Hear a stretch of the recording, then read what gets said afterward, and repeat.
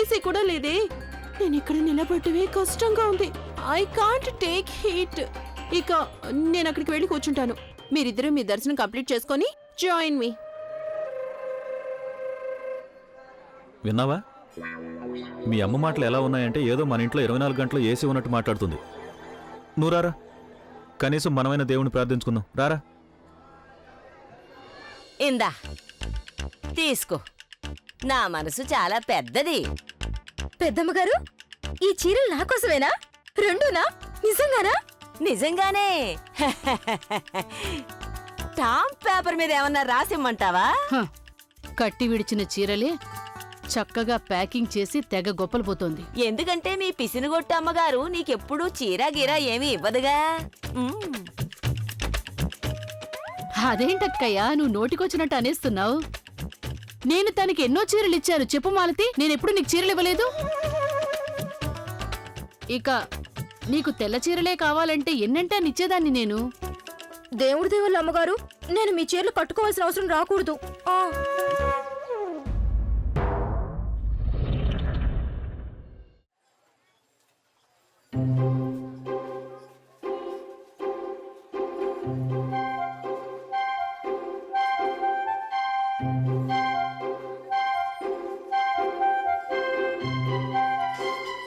బాబు, పూజా సామాగ్రి ఇవ్వండి.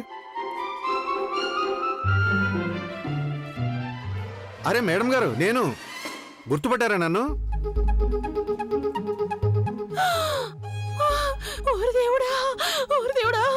నన్ను కరుణించు. నువ్వు నాకు డబ్బులు ఇవ్వకపోయినా నేను ఎలాగైనా సరిపెట్టుకున్నాను. కానీ రాక్షసుని ఎందుకు పంపించావు డబ్బు అడగడానికి? ఇలా చూడు దేవుడా, ఇప్పుడు నా పరువు ప్రతిష్ట నీ చేతిలోనే ఉంది. నువ్వు ఎలాగో అలాగా ఏదో ఒకటి చెయ్యి, ఏదో ఒకటి చెయ్యి. Thank you.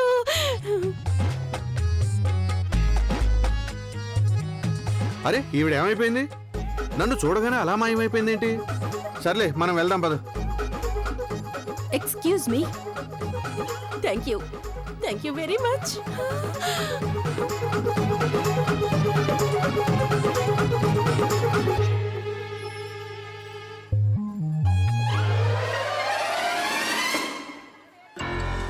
ఇప్పుడేగా ఇక్కడ చూసాం, అప్పుడే ఎలా మాయమైపోయింది? ఆవిడెవరో మీ దగ్గర అప్పు తీసుకుని ఉంటుంది, అందుకే అలా పారిపోయి ఉంటుంది. నువ్వు చెప్పింది నిజమే ఇల్లాలా, కానీ నేను తనని నా నగలు ఊరికే తీసుకొనివ్వను. చూపిస్తా, ఒక్కొక్క పైసా ముక్కుపిండి వసూలు చేస్తా. ఎక్కడికి పోతుందో నేను చూస్తాను.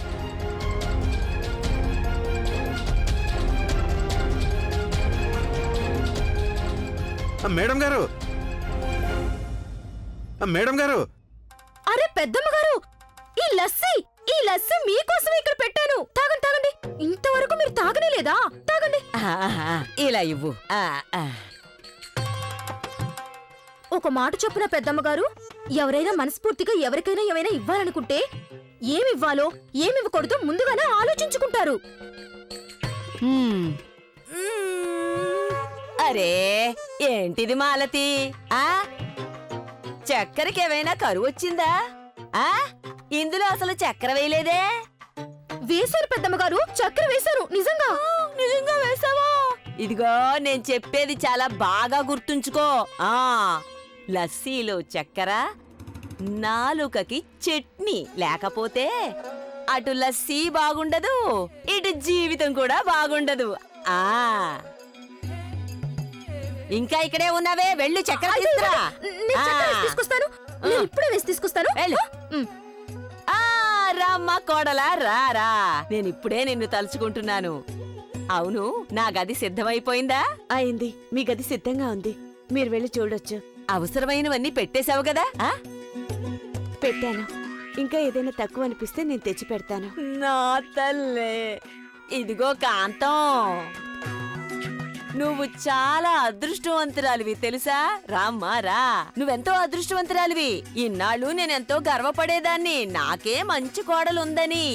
కానీ నీ కోడలుందే, తనకి ఎలాంటి తిరుగులేదనుకో. కానీ ఆవులాంటి అమాయకురాలు నా కోడలు. నీకో సంగతి చెప్పనా కాంతం? అరే కూర్చో కూర్చో. నువ్వు కొంచెం పెద్ద మనసు చేసుకోవాలి. ఎందుకంటే నీది చాలా చిన్న మనసు. నేను నీ చిన్నప్పటి నుంచి చూస్తున్నాను నీ లక్షణం. ఆ నీ అంతటా నువ్వు ఎవరిని పొగడనే పొగడవు, కానీ కోపం మాత్రం వెంటనే వచ్చేస్తుంది. అవునా? ఇలా చూడు నా చిన్నారి, మనస్ఫూర్తిగా నా కోడలికి 2 మంచి మాటలు చెప్పరాదా? ఆ అందువల్ల నీ గొప్పతనం ఏం తగ్గిపోదులే.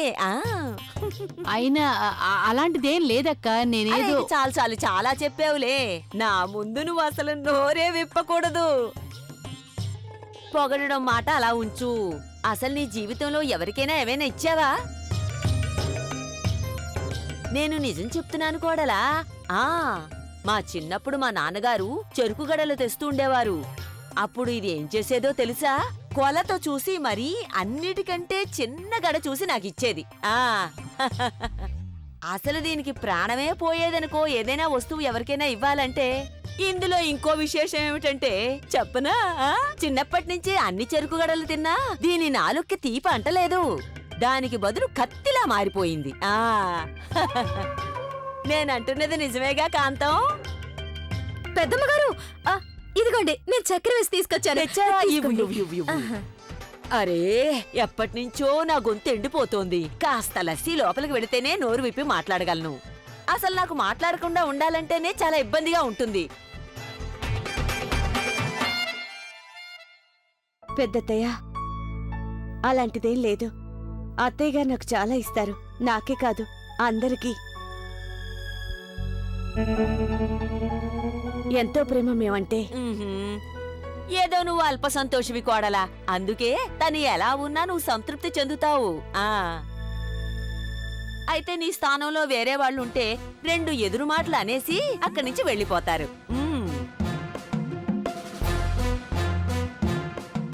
నానమ్మా, నానమ్మా!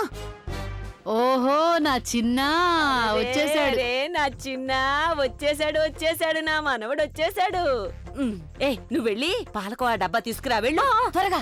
నా తండ్రి, నేను నీకోసం పాలకోవా తెచ్చానే. రా రా రా రా, ఇలా ఇవ్వు. ఇదిగో నాన్నా, తీసుకో.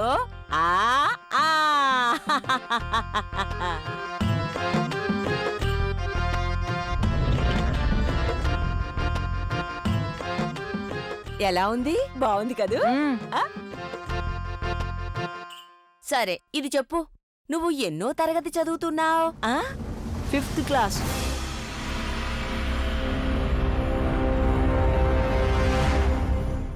ఒకసారి పిల్లవాడి మొహం చూడు.